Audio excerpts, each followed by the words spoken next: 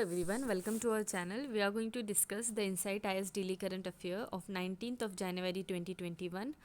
From mains point of view, there are 5 news for today's discussion, and from the prelims point of view, there are 3 news. So let's start. GS paper 1 से सबसे पहले news है. The news is task force on marriage age submitted a report to PMO.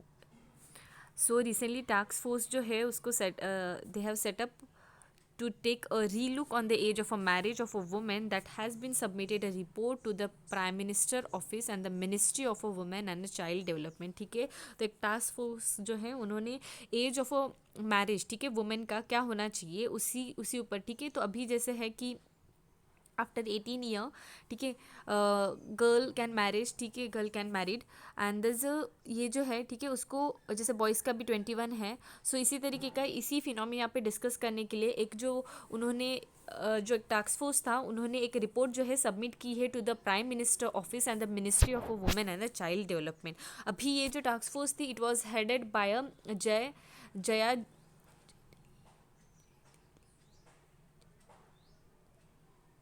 Jaitley, ठीक है, इनके through ये head किया गया था. अब when was the task force setup, ठीक है, तो फाइनेंस मिनिस्टर निर्मला सीतारामन इन हर बजट जो उन्होंने जब लास्ट ईयर प्रपोज किया था कि एक पैनल किया सेटअप किया जाएगा on a age of a girl entering to the motherhood to the lower maternal mortality rate and to improve the nutrition level. ठीक है, तो उसी लास्ट ईयर के बजट पे ही डिस्कस हुआ था कि एक पैनल का सेटअप किया जाएगा. But when the decision of appointment of a task force was announce it terms of reference including examining the correlation of a age of a marriage and a motherhood with the health and nutrition status and the infant. ठीक है, तो इस बात का भी एक जो discussion था वो लिया गया था, दैट इज़ कि क्या एज होना चाहिए, ठीक है, age of a marriage of a women, is there any relation with the health and the nutrition status.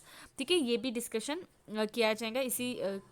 इसकी भी जो बात है उस टाइम पे ही हुई थी. अब कुछ क्रिटिसिज्म भी आए थे, तो वुमेन राइट एक्टिविस्ट उन्होंने अपोज किया था the suggestion that raising the age of marriage from 18 to 21 for the women and has cited evidence to show that such move may be used to enact a young adult marrying without a parent consent. ठीक है, तो as अगर 18 से 21 हो गया women का, तो वो कहीं ना कहीं यंग एडल्ट को marrying without a parent consent, ठीक है, इस तरीके का एक जो केस है वो अराइज हो सकता है. इसलिए काफ़ी ज़्यादा जो वुमेन एक्टिविस्ट है they have oppose this suggestion of raising the age of a marriage from 18 to 21 for the women.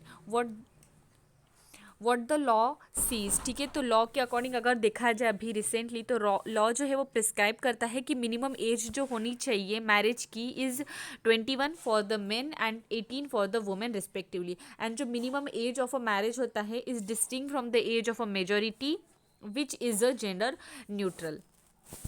And individual जब अटेन करता है age of a majority at 18 as per the Indian Majority Act 1875. Hindu section for the Hindus जो section 5 clause 3 of Hindus marriage act 1955 उसके according वहाँ पे setup किया गया है 18 एज होनी चाहिए minimum age for the bride and 21 minimum age होनी चाहिए for the groom. And child marriage is are not illegal but they can be declare void with respect to the marriage of a minor. ठीक है, तो उनके जो Hindus marriage act है उसके according ही यहाँ पे ऐसा है कि child marriage is not illegal but वो उसको डिक्लेयर कर सकते हैं void at a request of a minor की मैरिज हो रही है उस केस में. ठीक है, इस्लाम में अगर देखा जाए तो मैरिज जो होती है of a minor will have to attain a puberty is consider the valid under the personal law. ठीक है, जो इस्लाम का पर्सनल लॉ है उसमें क्या है, अगर एक पर्सन, ठीक है, when a child attend the puberty, okay, तो उसी टाइम पे दे आर, ठीक है, the marriage of a minor who has attend the puberty is considered to be a valid. Special Marriage Act 1954 and Prohibition of a Child Marriage Act 2006 उसके according prescribe किया गया है 18 और 21 minimum age होनी चाहिए of the consent of a marriage for the women and a main respectively. ठीक है, तो इस तरीके के कुछ जो प्रोविजन है रिगार्डिंग द क्या एज होना चाहिए मैरिज का वो यहाँ पे है. ठीक है, तो सबसे पहले था इंडियन मेजोरिटी एक्ट 1875 का, हिंदू मैरिज एक्ट 1955, इस्लाम का जो पर्सनल लॉ है उसके according, special marriage act 1954 1954 and prohibition of a child marriage act 2006. अब why is the law been relooked at? तो for bringing a gender neutrality to reduce a risk of earlier pregnancy in the women. ठीक है, ये जो है the law is being relooked. And earlier pregnancy काफ़ी ज़्यादा cases को associated होते हैं, जैसे कि चाइल्ड मोर्टेलिटी रेट इंक्रीज होती है, and also along with that it affect करता है मदर के हेल्थ पे. डिस्पाइट लॉ मैंडेटिंग की मिनिमम एज होनी चाहिए. ठीक है, मिनिमम 18 के बाद ही वो लड़की की शादी होनी चाहिए. एंड उसके साथ साथ एक even though there is a mandating the minimum ages and criminalising a sexual intercourse with the minor. Child marriage जो है काफ़ी ज़्यादा प्रिविलेंट है in the different region in our country. And also according to the study, children born to the adolescent mother that is 10 से 18 year के as तक, where 5% point है कि वो जो है, ठीक है, अगर किसी भी एडल्सेंट मदर को अगर चाइल्ड, ठीक है, if she have given a birth to an child, तो उसके केस में 5% चांसेस होते हैं कि जो न्यूबॉर्न रहेगा it should be a stunted that is shorter for their age than the born who is born to the younger adult that is 20 to 24 year.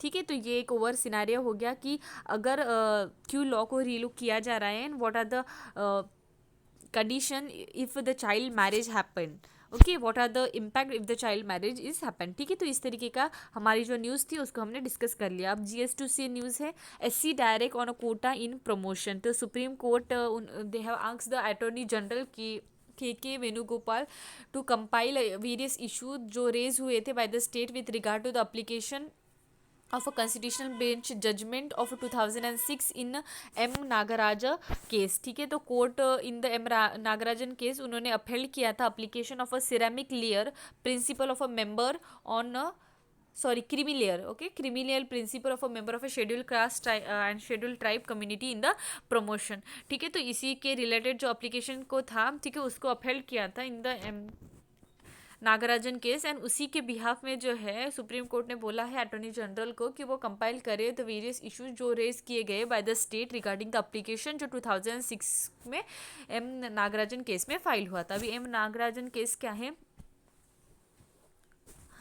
Nagraj case. ठीक है, तो जून 17 1995 parliament acting on a constituent capacity adopt किया था उन्होंने 77th amendment by which clause 4A उसको insert कर दिया गया था इनटू द आर्टिकल 16 जो इनेबल करता है reservation to be made in the promotion for the SC and ST. ठीक है, तो आर्टिकल 16 जो इनेबल करता है रिजर्वेशन होनी चाहिए इन the promotion for the SC and ST.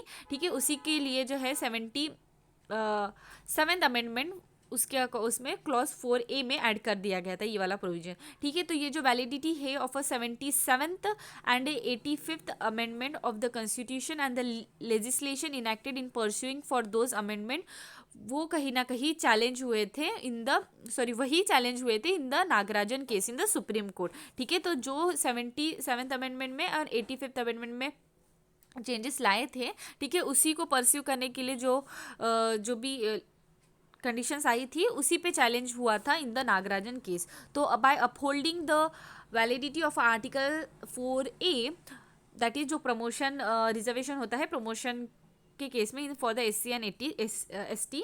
ठीक है, in article 16 4A court then say that it is enabling the provision the court state is not bound to make a reservation for the SC and ST in the promotion. ठीक है, तो state bound नहीं है कि वो reservation रखे for in the case of a promotion, but it is seek to do so. It must collect the unquantified data of a 3 fact.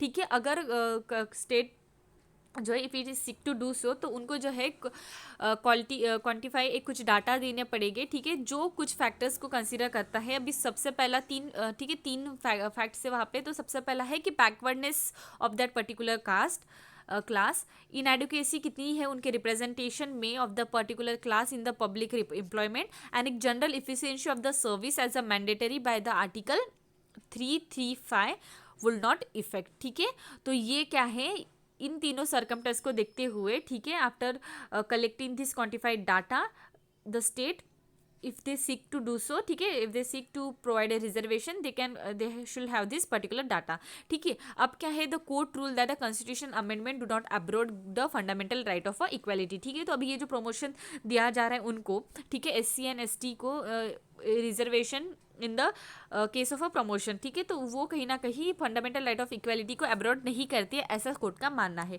अभी हम कॉन्स्टिट्यूशनल बेसिस अगर देखा है, जो आर्टिकल 335 में मेंशन है, वो रिकॉग्नाइज करता है कि कुछ स्पेशल मेजर्स लेने चाहिए for needed to adopt for considering the claim of SC and SC in order to bring them in the level play field. Need, अभी नीड क्या है, from the century of a discrimination and prejudice suffered from the SC and ST is feudal caste oriented societal structure poses a real barrier to access the opportunities, and thus a provision containing a realistic recognition that unless special measures are adopted for SC and ST, the mandate of a constitution for considering the claim to be appointed will remain illusory, ठीक है. तो जो discrimination या प्रीजुडाइज सो सफ़र करते हैं SC and ST, ठीक है, या जो एक कास्ट ओरिएंटेड हमारी सोसाइटल स्ट्रक्चर है, वो कहीं ना कहीं एक बैरियर के एक तरीके से एक्ट करती है टू प्रोवाइड और to bring them a level playing field, and thus कुछ जो मेथड्स हैं वो कहीं ना कहीं एक कॉन्स्टिट्यूशनली के जो राइट टू इक्वालिटी है या फंडामेंटल राइट ऑफ इक्वालिटी है उसको हम नहीं करते, and thus there is a need to bring such provision, ठीक है, ऐसा यहाँ पे दिया गया है, ठीक है. तो ये हमारी जो न्यूज़ थी Nagaraj case SC direct to quota in the promotion, ठीक है, उसके ऊपर हमने डिस्कस कर लिया. अब नेक्स्ट न्यूज़ की तरफ बढ़ते हैं. GS पेपर 3 से न्यूज़ है, balance sheet of a bad bank, ठीक है. तो idea of setting a bad bank to resolve the growing problem of a non-performing asset, that is NPA, or the loan on which the borrower has defaulted is back on the table, ठीक है. अभी concept of a bad bank क्या है, तो bad bank क्या होती है, इस तरीके की बैंक होती है जो जिसका सेटअप किया जाता है कि वो बाय करेंगे bad loans and other in liquid holding of other financial institution, ठीक है. जो जितने भी फाइनेंशियल इंस्टीट्यूशन है, ठीक है, उनसे जो भी बैड लोन्स होते हैं, अदर लिक्विड होल्डिंग्स होते हैं, उसको बाय कर सकता है. और इस एंटिटी जो होती है बैड बैंक की, ठीक है, होल्ड करती है एक significant non performing asset, that is NPA, ठीक है, will sell this holding to the bad bank at a market price, ठीक है, मार्केट प्राइस पे उसको सेल किया जाता है.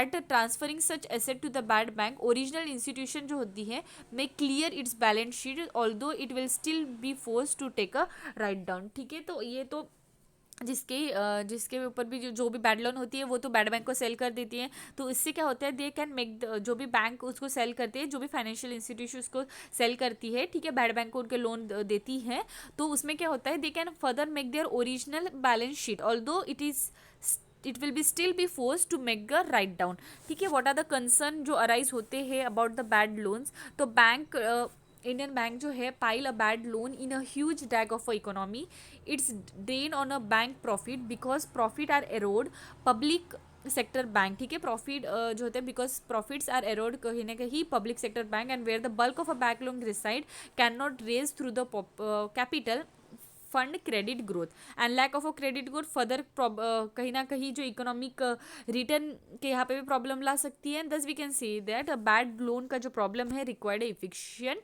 Resolution.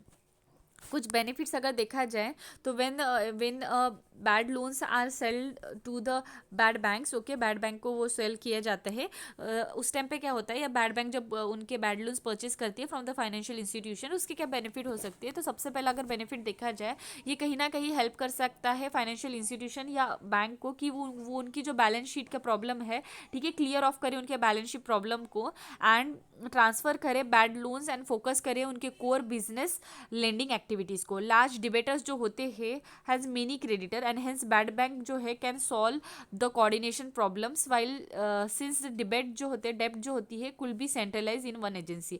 It can effect speedier settlement, ठीक है, विद द बोरोवर, ठीक है, स्पीडियर सेटलमेंट को भी बढ़ावा देती है. It can bring a drive better bargain with the borrower, ठीक है, बेटर बार्गेनिंग का जो है उसको भी कहीं ना कहीं it trigger, and also along with this it can raise a money from a institutional investor rather than looking for the other not only to the government. ठीक है, so these are the few benefit for the of the bad bank, but what are the concerns and the demerit regarding such bank? तो suppose यहाँ पे example दिया गया है कि एक बैंक ने सेल किया उनके बैड लोन्स को, then it had to take a haircut because when ₹100 goes bad, the actual amount जो होती है that can be expected is lower than that of ₹100, that each further lead to the haircut and it takes a haircut that it impact the profit and losses, and so till that a particular asset aspect is not addressed, creating a new structure कहीं ना कहीं एक address ठीक है, एक potent to addressing the problem. ठीक है, ठीक है, इट इज़ नॉट पोटेंट कि वो एड्रेस कर पाए प्रॉब्लम्स को. ठीक है, so this are the concerns and the demerit regarding such bank. तो एक वे फॉरवर्ड दिया है कि केवी कामत कमिटी जो है they have said companies in the sector such as the retail trade हो गया, wholesale trade, roads and the textile and facing stresses. those sectors जो है they have been under the stress pre covid, include the NBFCs हो गया, power, steel, real estate and construction, and setting up a bad bank is seen a crucial against the backdrop. ठीक है, तो इस तरीके का जो एक केवी कमेटी का कामत कमेटी का फॉर्मेशन हुआ था उन्होंने उनका साइड रखा है. ठीक है, अब नेक्स्ट न्यूज़ क्या है, लिमिटेड लाइबिलिटी पार्टनरशिप. तो गवर्नमेंट ने डिसाइड किया है to amend limited liability partnership to spur the ease of a businesses. तो decriminalizing various offences and permitting limited liability partnership to issue a non-convertible debentures are among the changes जो propose की गई है इसके amendment में. अभी ये limited liabilities partnership क्या होती है, तो it is a partnership जहाँ पे सम और all partners have a limited liabilities. ठीक है, जो भी पार्टनर्स है या कुछ उनमें से मैक्सिमम जो पार्टनर्स है उनके पास कुछ ना कुछ लिमिटेड लाइबिलिटीज़ होती है, and if there for exhibit limited element of a partnership and a corporation. और ये जो लिमिटेड लाइबिलिटी पार्टनरशिप होती है, एक पार्टनर नहीं होता है रिस्पॉन्सिबल और liable for the another partner misconduct और द नेग्लिजेंस. कुछ फीचर्स अगर देखे जाए तो ये जो लिमिटेड लाइबिलिटी पार्टनरशिप होती है, एक it is a body corporate and a legal entity जो सेपरेट करती है पार्टनर्स को, and it has a perpetual succession being a separate legislation जो liabilities limited liabilities act 2008 में थे. ये प्रोविजन ठीक है, ये the provision of Indian Partnership Act 1932 are not applicable for this limited liability partnership, and ये regulate करता है by the contractual agreement between the parties. ठीक है, जितने भी पार्टीज वहाँ पे होती है. ठीक है, तो जितने भी लिमिटेड लाइबिलिटी पार्टनरशिप होते हैं they shall use the word limited liability partnership और the acronym LLP as the last word of its name. Composition देखा जाए तो जितने भी ये लिमिटेड लाइबिलिटी पार्टनरशिप है शैल at least two designated partner being an individual, at least one of them being resident in India, and all the partners जितने भी होते हैं shall be the agent of a limited liability partnership but not other partners. ठीक है, तो ये composition होता है. Need and for the significance क्या है इसका, तो ये जो होता है ठीक है, format alternative cooperative business vehicle जो प्रोवाइड कर सकता है benefit to the limited liabilities of the company, but allow कर सकता है इट्स मेंबर एक flexibility in organising the internal management of the basis mutual arrived agreement. इसी फॉर्मेट के वजह से it is quite helpful for the small and medium enterpriser in general and for the enterprises in the services sectors for the particular. Internationally अगर देखा जाए limited liability partnership are being preferred vehicle of a business particularly for the service industry and for the activity involving the professional. ठीक है, GI tag sought for the Indian costliest mushrooms. तो recently geographical indication tag जो है it has sought for the one of the costliest mushroom in the world जो grow होते हैं in the Jammu and Kashmir Doda district. ठीक है, अगर ये GI tag के बारे में अगर देखा जाए लोकली उसको गुच्ची और मोरले ऐसा बोला जाता है द मशरूम, एंड प्राइस जो है उसकी 20,000. ठीक है, 20,000 kg. ठीक है, 20,000 रुपीज़ होते हैं पर kg, and it is a forest produce collect by the local farmers and the tribe. ये मेडिसिनल और एक एंटी इंफ्लेमेटरी प्रॉपर्टीज़ होती है, एक टेम्परेट फॉरेस्ट में मिलते हैं. ठीक है, यहाँ पे इस मशरूम का फोटो दिया गया है. अभी GI टैग के बारे में अगर देखा जाए तो GI is a primarily an agricultural natural and a manufacture product handicraft and industrial good जो ओरिजिनेटेड है from a designated geographically territory. Typically इनका जो नेम है it is convey as assurance of a quality and distinctness which is essentially attribute to the place of its origin. अगर GI tag की security अगर देखी जाए, once जिस भी थिंग को जीआई टैग मिलता है, नो अदर प्रोड्यूसर्स जो है उसका नाम मिसयूज कर सकते हैं इन द सिमिलर प्रोडक्ट, ठीक है, सिमिलर मार्केट में। एंड इट ऑल्सो प्रोवाइड करता है comfort to the customer about the authenticity of the product. Who is registered proprietor of the GI, that is geographical indication? तो any association or a person, producer, organization or the authority established by or under the law वो register कर सकते हैं। and उनका जो name होता है should be entered in the register of a geographical indication as per the register proprietor for the geographical indication जिसने भी अप्लाई किया होता है। How long the register of a geographical indication is valid? तो जितना भी रजिस्टर जो भी रजिस्टर करता है फॉर द GI, ठीक है, उनका वैलिडेशन होता है 10 ईयर तक एंड उसको फर्दर रिन्यू करना पड़ता है each year. In India geographical indication register जो है वो सारा एडमिनिस्टर किया जाता है by the geographical indication of a good registration and the protection act 1999 के according which came into force from September 2003। First product जो इंडिया को मिला था जीआई टैग वो दार्जिलिंग टी को मिला था 2004 और 2005 के टाइम पे। Fact for the film desert knight 21। तो एक बायलैटरल एयर एक्सरसाइज है जो इंडियन एयरफोर्स और फ्रेंच एयर के बीच में हो रही है, एयर एंड स्पेस फोर्स के बीच में हो रही है। लास्ट एडिशन इसका जो है it was held at the air force station Jodhpur में। राष्ट्रीय, ठीक है, तो एक bike based casualty transport emergency vehicle है। Institute of a nuclear medicine and अलायंस science Delhi based DRDO laboratory उन्होंने हैंड ओवर किया है ओवर राष्ट्रीय to the central reserve police force को। एक बाइक एम्बुलेंस है, ठीक है, which will help to overcome the problem जो फेस करती है Indian security forces and the emergency health care provider. तारी चू रिवर, ठीक है, तो सैटेलाइट इमेज जो है चाइना उन्होंने बिल्ड किया है new village in Arunachal Pradesh, ठीक है। Satellite image show that China ने बिल्ड किया है एक new village in Arunachal and settlement जो है are situated in the bank of a Tari Chu river in a upper Subansiri district of Arunachal and the village जो है lies in the south of MC McMahon line. And ये जो MC McMahon line है demarcate करती है Tibet and north east India which is a disputed by the China, ठीक है। तो ये हो गया आज के न्यूज़ का discussion and have a nice day, thank you.